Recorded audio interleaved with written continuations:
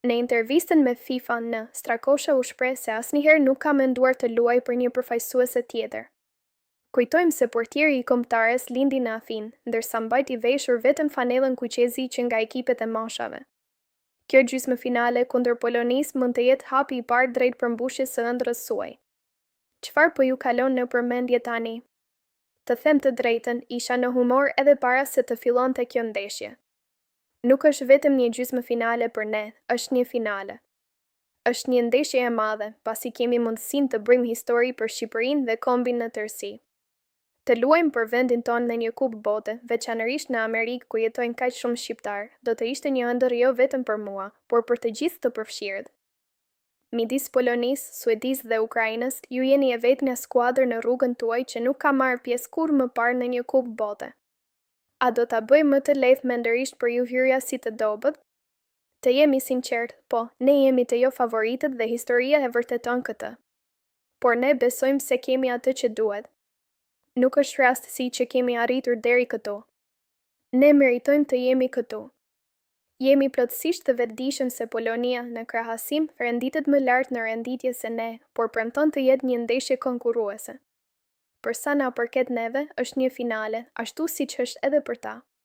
Polonia krenohet me një sulmues cilësor si Robert Lewandowski dhe një skuadër plot talent. Si planifikoni të vini një pengesë atyre? Ata janë një nga ekipet më të organizuara që kam përballur vitet e fundit. Ata kanë lojtarë të cilësisë së lartë.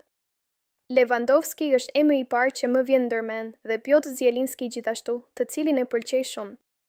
Sipas mendimit tim, ata janë një nga ekipet më të mira kombëtare të nivelit të dytë, jo shumë larg ekipeve kryesore si Franca, Italia dhe Spanja.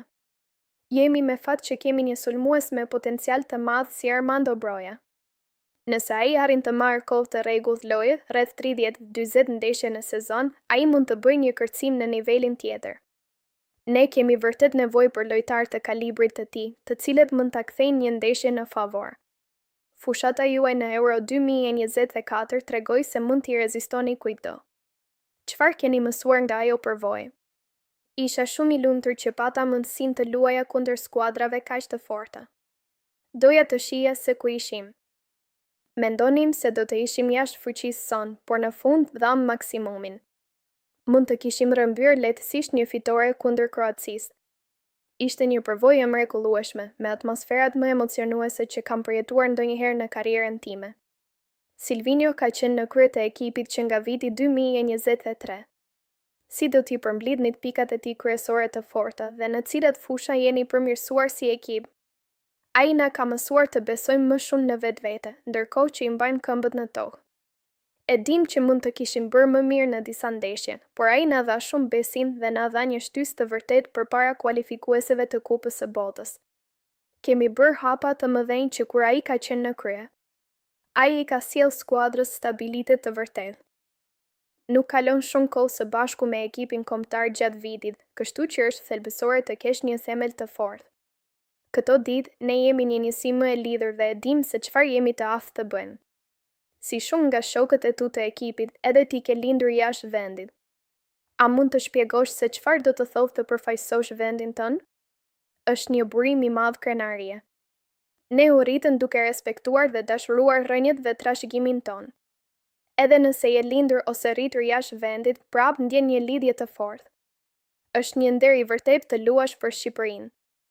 Nuk kam pasur kurrë dyshime, edhe pse mund të kisha luajtur për Greqinë. Prindërit e mi më kanë mësuar gjithmonë të respektoj të gjithë, por edhe të kem një dashuri të thellë për vendin tim.